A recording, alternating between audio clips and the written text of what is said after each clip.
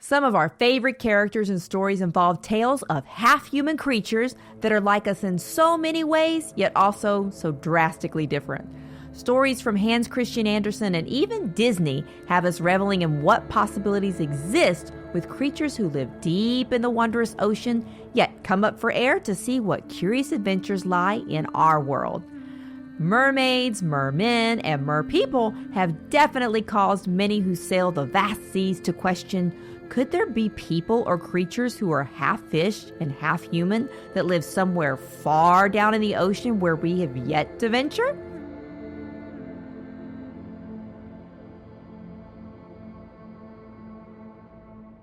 So, what is a mermaid? According to legend, it's a being with a human half on top from the waist up and a fish half from the waist down. Now, the word itself stems from 1390 using the word mer, referring to the ocean, and maid, referring to a beautiful maiden. They are known to be lovely sirens and were spotted out at sea by sailors or close to the shore on rocks as ships were beginning to approach. Now, some even label them as vengeful creatures who cause shipwrecks in order to enact their hatred towards humans who dared to venture into their territory. And others have depicted them as loving creatures who tend to fall for humans mercilessly.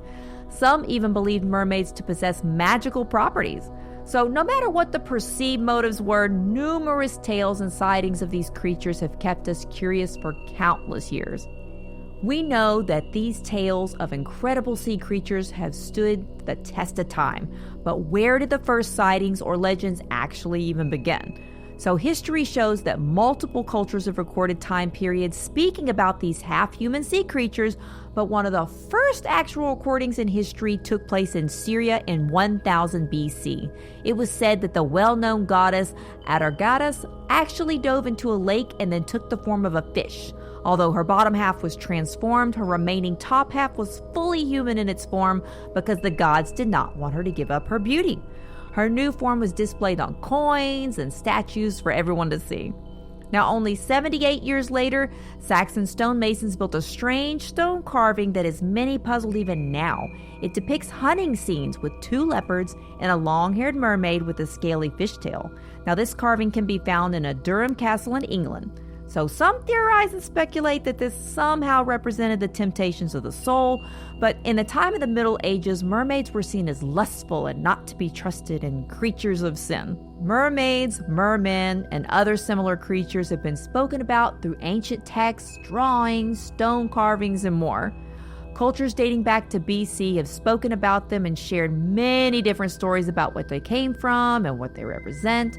So some have even claimed to have encountered them.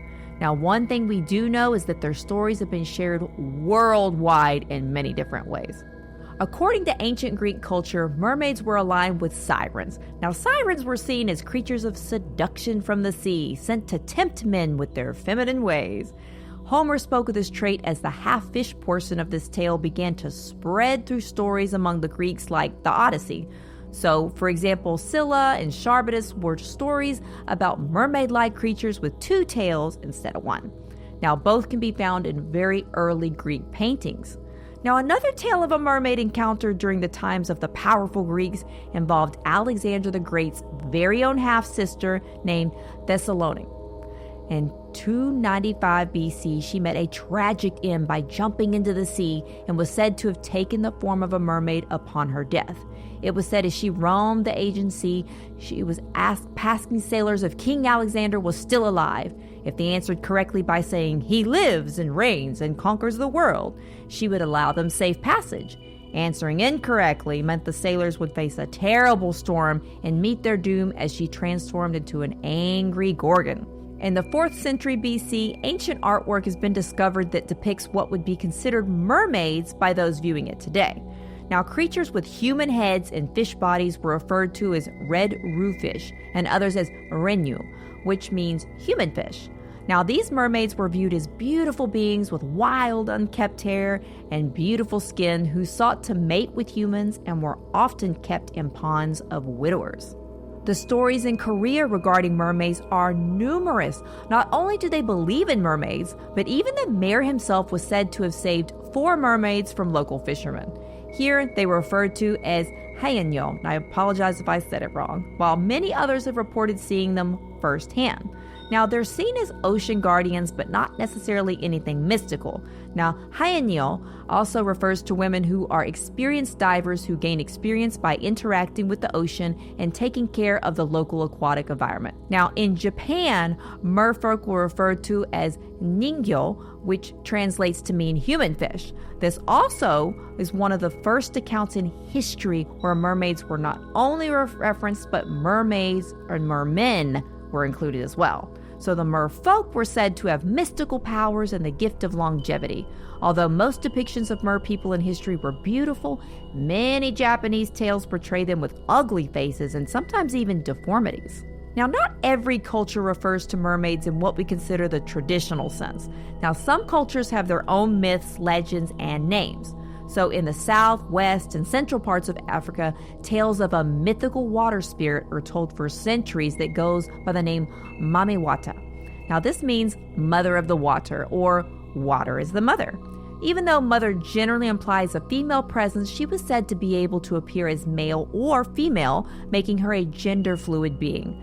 So 𝗪𝗵𝘁, offering healing powers and beauty and wisdom and protection, she gave this to all of those who came upon her and worshipped her. Africa was not the only culture that represented mermaids a bit differently when it came to shape and form. Scotland fables speak of a shape-shifting creature that often shows itself as a seal, then it changes form into a human when it's seen out of the ocean on land. Now, this was referred to as a 𝘆𝗪𝗂'𝗹𝗵 in Gaelic tales. Now, unlike sirens who lured sailors to their demise on their ships, or 𝗪𝗵𝘁 that granted blessings, the 𝘆𝗪𝗂'𝗹𝗵 would tempt humans down into their ocean worlds to begin families with them. Now, if you've ever heard of or read 1001 Nights, you would see references to people known as the sea people. Much like the Scotland fables, these sea people were known to interbreed with humans and have families with them. Now, two stories in particular, such as Abdullah and the fisherman and Abdullah the merman, along with the adventures of 𝗪𝗁𝗁. Now, both discuss underwater societies with people who have the ability to actually breathe underwater. With so many cultures talking about mermaids, mermen, and merpeople, it's no surprise that these incredible creatures inspired the pen to meet the paper by various authors.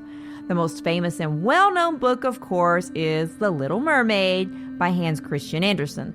This tale is definitely not what is portrayed in the cartoon, but instead it's a tragic story where the mermaid loses her tongue, forced to feel the pain with every step she takes, and ends up as a pet for the prince who didn't really seem to care that much for her anyways.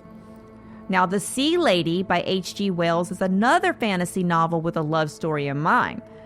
Following the same theme of the love interest already having someone else to spend their life with, this English mermaid explores life on land with a bit of dramatic twist intertwined. This story removes all interest and paints the picture of a mermaid enjoying her life as quite the seductress. Other books that can be found about mermaids are Elijah's Mermaid by S.E. Fox, The Deep by River Solomon, Undine by Frédéric de la Motte Fouquet, I think I said that right, The Pisces, a novel by Melissa Broder, The Mermaid and Mrs. Hancock by Imogen Hermes Gower, The Mermaid Wakes by Knut Kalist and Lola Berg, The Moon and Sun by Vonda and McIntyre, Ingo by Helen Dunmore, and the list just goes on and on and on. One of the most well-known films involving mermaids of the stars would be, of course, Disney's animated version called The Little Mermaid. First released in 1989, this loosely Hans Christian Andersen-based story involved a beautiful sea princess in love with a human who sacrificed her voice for her legs to win his heart. Luckily, this version involved a whole lot less pain, a prince who wasn't a total douchebag, and a much happier ending for everyone, except for, Ursula the Sea Witch. Rest in peace, Pat Carroll. Recently, in 2023, Disney released its live-action version starring Halle Bailey in her first leading role. If you like singing along with these lovable sirens, then these movies are for you and the whole family. The next movie that comes to mind is one of my personal favorites called Splash, starring the always lovable Tom Hanks, the beautiful Daryl Hannah, the jovial John Candy, and Dan Levy, of course. Ron Howard brings to life what it would truly be like if a regular guy met a mermaid and showed her around town. Now, this truly heartfelt film was love at its purest, even though the antagonist was a crazed man played by Eugene Levy, set out on proving that mermaids truly existed. Now, this movie won an Academy Award and reminded us yet again that John Candy didn't even have to be the star to make us love and adore him whenever he appeared on the movie screen. Another great film that captured hearts would be Luca. Taking place in a small Italian town, this cheerful flick depicts merfolk who keep their distance as a rule, while one brave young merperson, is that a word? Decides to befriend another human close to his own age. In the year 2021, this film warmed our hearts with their adventures on land and underwater. If you're searching for a mermaid classic, then be sure to check out 1948's Mr. Peabody and the Mermaid. Anne Blythe stars as a beautiful mermaid named Lenore, who appears just in time for a Caribbean vacation of a troubled married man played by William Powell. For some reason, he takes her home. I'd like to call that kidnapping or mernapping. Is that a word? From there, the marital trouble continues as he falls in love with a lady who is half fish and half woman. One thing we know for sure is that mermaids never fail to entertain us on screen and keep us always fascinated.